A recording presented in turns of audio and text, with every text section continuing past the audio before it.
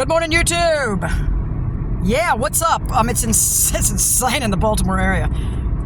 Actually, I'm between Baltimore and Washington, D.C. Dumb city. You know, it's Charm City and Dumb City. Anyway, yeah, my son, man, he's got like chronic asthma or something. He's like, Mom, how come you didn't take me to the doctor for my entire life? Because it wasn't all the time. Because I thought it was like an allergen type thing a few times a year, and then.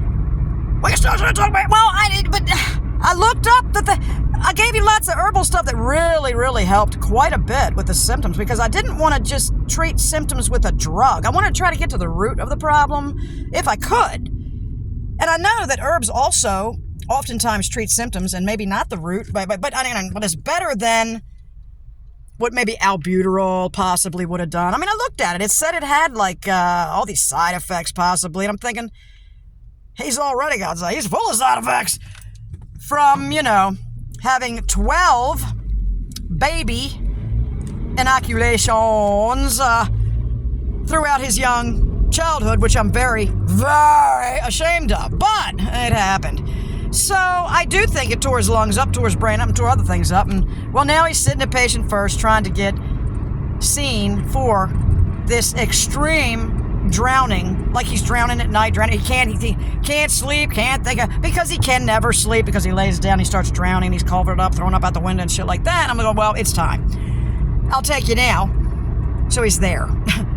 Everybody just put your hands together and don't applaud, but pray that this thing turns out. But I gave him cold flu tea and all these herbal teas in the middle of the night, and I'll tell you what, it shut him the fuck up for 2 and 3 hours at a time. And then he'd wake up again, and he'd jump back in the hot shower, another cup of tea. So we did this for the one night.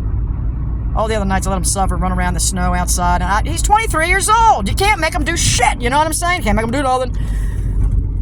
But, so anyway, yeah, everybody, yay! So anybody got any ideas? Because lung issues can be trauma. And I remember reading a comment recently about tuberculosis and how during times of stress and trouble, the wars, everybody was terrified all over the place. Everybody got tuberculosis after the war was over. How'd that happen, did they say?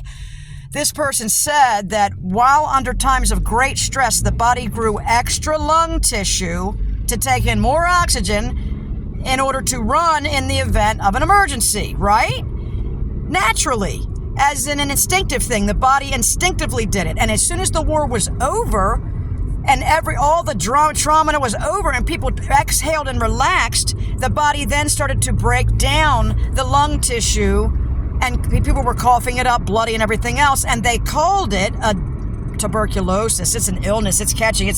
Was it? Or was it what this person said? I don't know.